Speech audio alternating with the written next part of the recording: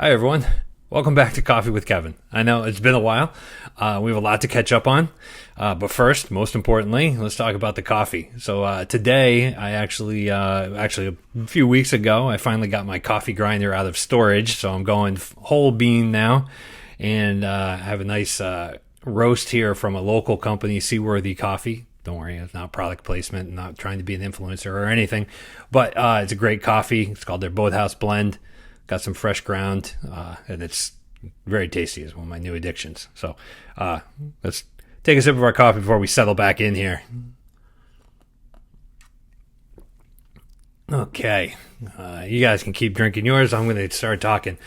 So, like I said, it's been a while. Lots happened since my last Coffee with Kevin. I think so much has happened. I'm probably going to forget some stuff. But we're going to cover a lot of things here. I'm just going to be talking. I know it might seem random, but there's a lot of just notes that I've made that I just want to kind of address in this most recent episode. So first of all, I had a birthday in there. So, as birthdays happen, I also reflect on a lot of things, and some kind of personal things just to share with people that other people may benefit from. I was reading some things and I read a whole study around potential people's state of mind right now, and one of the biggest quotes that I got out of it was, at times it's okay to not be okay. So I think that we put so much emphasis on what our outward projection is, what we put out there on social media, whether it's LinkedIn, any other social media. Everything's positive, right? Well, sometimes it's not, and sometimes you're just not okay, and that's okay. That's human, right? But I think I bring that up because I want people to continue to have empathy for people. You never know what people are going through. You're going through your own things. Doesn't mean that someone else isn't going through theirs, right? So try and be empathetic to people, and just keep that in mind, that it's okay to not be okay. Don't get down on yourself. You'll get out of it, but just live with it, right? And absorb it and see why you're not okay, and you'll come out the other side. Bring up empathy just because, there's a lot going on right now. There's a lot of situations people are dealing with, especially I just want to mention the hurricanes. This is a big piece right now down in Florida, down in the south. The last hurricane came up quite far into the states. It wasn't just a coastal event. North Carolina felt it. A lot of states felt it. Florida is about to get walloped again. As someone who has lived in Florida and boarded their house up many times, my thoughts are with everybody. Hopefully everyone's safe. Hopefully people can get out. I know that's not always an option. So it's not just, well, why didn't you get out? Sometimes people just don't have a place to go. So if you don't, I hope you're safe. And if you did get out, I hope everything else is, your family, everyone's safe with you. So that's a big thing going on right now. Something else that, that kind of ties into what Fusion 3 does, from a business continuity, disaster recovery. I'm not going to take that and turn that into any kind of sales pitch, but I do think that, we have our own personal disaster recovery plans, right? Our own continuity plans that we put into action in situations like this. And hopefully people have those plans, and hopefully they're working for them. So let's shift on that. Thoughts with everybody. Do what we can to help, with these environmental impacts. It's just, some of these storms are just incredible right now. I want to shift gears a little bit, but keep that in the back of your mind as always.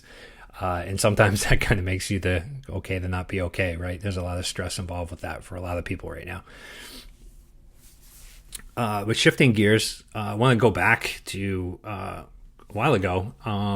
Not only environmental challenges are we having right now, but also cyber challenges. There was actually just a recent one that was a cyber attack against a major water supplier that supply water infrastructure for 14 states. There was the CrowdStrike. Wasn't necessarily a cyber attack, but it was a code push that affected a lot of systems, which ran a lot of different infrastructure and a lot of supply chains. So there's a lot from going on from a resiliency in the world right now. Not only resiliency of companies, but the resiliency of people, and it's just seeing how people are coming together and coming out of this is it's a good feeling. It's a good feeling to see how people are pulling together to come through all of this. But I do want to talk about, because I am on here as Fusion 3, as, our consulting group, and we do a lot of BCM work, compliance work, risk management work. So I do want to talk about that and dig into that a little bit.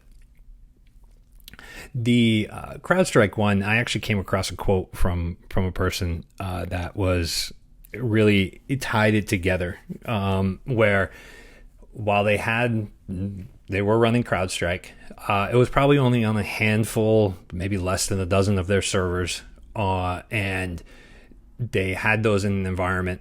They were running that agent, and during that process, they initiated their DR process. Right, this was a disaster, not necessarily a cyber attack disaster, but it was kind of a cyber disaster. So they invoked their DR process and restored their servers, and they were unaffected. And the broader company, the broader organization, weren't aware that they were actually potentially affected by that issue. And that's really what it's about, right? It's by having good DR plans, good business continuity plans, and being able to invoke them and perform them means that people don't see any issues. So it's what we do. It's why we do it. It's why anyone in the business continuity or disaster recovery space does what they do. And hopefully you don't get recognition because hopefully no one really feels the impact. Great. And that's when you have really good plans. So, but I think that's a very poignant quote, to hear about someone who was affected by that, had good DR processes in place, and it didn't get felt through the larger organization. Now there was a smaller potential install base there, but regardless, just by having those good DR plans and DR processes, they were able to come through that okay. I'm going back to the hurricanes. I think one piece that a lot of organizations kind of have a little bit of a blind side to when it comes to DR, continuity, supply chain resilience, how their supply chain could be affected, is around environmental threats. I think there's a lot of focus on cyber threats, which there should be because they're happening every day, and people are knocking at your door every day. But also looking at those environmental threats, right? They're not necessarily new, but they're getting more frequent. And what happens is not just there's a lot of damage, and they cut off supply chains, right? They cut off your supply of resources, not just material resources, but your people resources, right? So you can almost have I was at a forum down in the Washington, D.C. area around the supply chain, software and supply chain assurance forum. And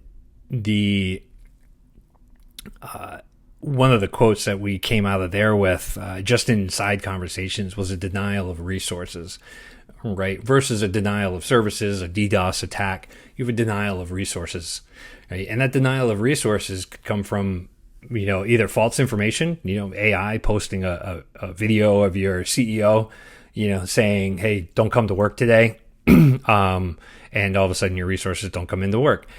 Or something like these storms where people get cut off, right? And they just can't get there. And so what happens there, right? What happens with these big storms when your resources can't get in, resources can't get to warehouses to get your supplies to you, right? The supply chain is affected by these as well as potential cyber attacks. So I think that's something to really keep in mind, really start planning for, and really having solid plans, as well as evaluating your suppliers and making sure that they have plans for when something like this happens. You've seen stories, I'm sure, in the news from these hurricanes where the IV fluid manufacturing, certain manufacturing is done in some of these North Carolina areas, and it's going to affect it nationwide, right? So where's your next supplier? So I think that's something that I hope to see more and more as we get into more and more programs with clients to see how they're accounting for that. And we talk about it a lot with our clients, because a lot of the focus is on cyber, is on losing those things, which it should be. But we also now have to start saying, okay, as important is this? What happens when you have these environmental events going on? Let's see. I know I'm a little all over the place, but it's been a long time, so just bear with me. I'm going to take a little coffee break here for a second.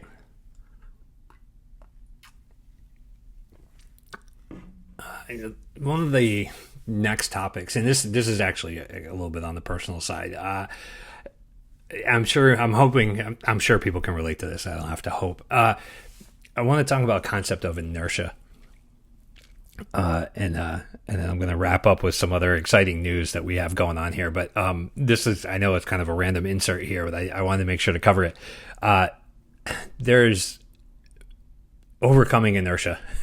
So one of the reasons that it took me so long to do another coffee with Kevin was just overcoming the inertia of getting on camera again, talking, and putting myself out there. Right? It's hard. It's hard to do. And it was really just getting over that inertia and just starting, right? And then now we have this content. But I think a lot of people face that, right? You might call it procrastination. Some people call it procrastination. I like to think it's overcoming inertia, right? You got to get started, whether you're working out, whether you're going for walks, whether you're having conversations with people, whether you're doing something you've been putting off. It's really about overcoming that inertia and starting and getting moving, right? And once you start that, then you feel good and you're into it and you're into that flow. And so I think people are dealing with a lot of things, and there's a lot of inertia that gets built up to get past, right, and get flowing. And now we can get into this. So hopefully I've overcome my stall, and we start doing some more of these chats. Another reason why it took me so long is I was actually doing a lot of in-person kind of coffee with Kevin's. Because of the summer months, it's so nice to sit outside, have a cup of coffee. I met up with a lot of people personally, and I think that's happening more and more. People have been craving that, finally potentially getting caught up after the kind of COVID time warp, and we're getting back into our stride, right? And we're having those connections out there. So I love sitting down personally, sharing a cup of coffee with somebody, just talking for however long that coffee takes to drink, getting caught up on their life, getting caught up in the world. And it's just a great way to get together. So I've been doing a lot of in-person ones, so not necessarily these that I'm broadcasting out to the world. And so I appreciate everyone who has sat down with me for a cup of coffee, and there's more to come. And then the last thing I think I'll wrap up with is we're excited. We're going to be, Fusion 3 is going to be at the ServiceNow Accelerate 2024 conference. We're going to be one of the 12 ServiceNow partners there and participating in that. This is an end user conference, versus a typical large, knowledge event or something like that. It's really focused on the end users in the risk space. BCM included in that, really all the IRM umbrella, if you will. This is our second year. Last year was the inaugural year, so we have our inaugural partner status, and we're coming back for a second time. So looking forward to next week, flying out to Santa Clara, out to ServiceNow headquarters. Beautiful headquarters buildings, great courtyards, just beautiful spot in California. And we're looking forward to that. We're going to be involved with a couple of the panel discussions there. And also, there's going to be three of us there, myself, Melissa Bouchard, and Lanre Alujiba. And we already have a couple of meetings lined up, but we'd love to talk to you. come find us. Talk about BCM, talk about GRC, things you're doing, things you want to be doing, and we can help you out. I look forward to it because it's just a fun event, and I can't wait to see what this event is, because I know it's going to be better than last year, since last year was the first one, right? They always get better.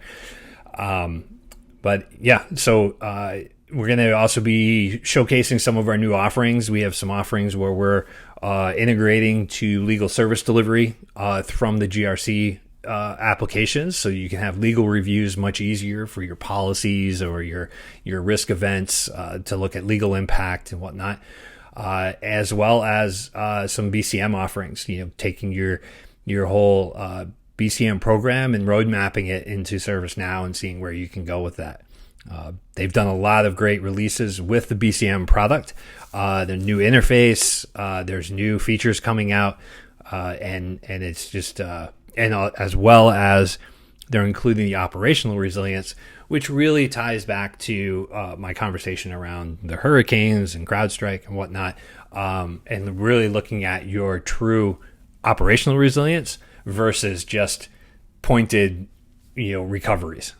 Okay, so again, Accelerate 2024. It's next week, 10/14 to the 18th, and just really looking forward to catching up with everyone out there. If you're going to be there, look me up. I was recognized when last year when I went. I walked in and someone yelled out, "Hey, it's the Coffee with Kevin guys." So it makes me feel good that people are taking a look at this and enjoying it. Again, any topic you'd like me to talk about, feel free, mention it in the comments down below, and I'll bring it up. But thanks for bearing with me on this one. This was kind of a little bit of a comeback tour for me to get back into the swing of the Coffee with Kevin's. The rest of them will be a little bit more organized, but there were a lot of topics and a lot of things happening between the last time I did this and now. So yeah, and I think what'll happen is I'll do an update after the Accelerate conference and just bring people up to date on what occurred there. So look forward to that. A couple other things coming down, so keep an eye out on Fusion 3.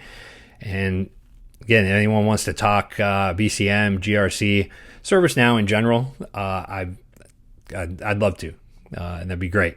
So thanks for listening, and we'll catch up probably early next month. I'll talk to you later. Enjoy your coffee, everybody. Stay caffeinated out there.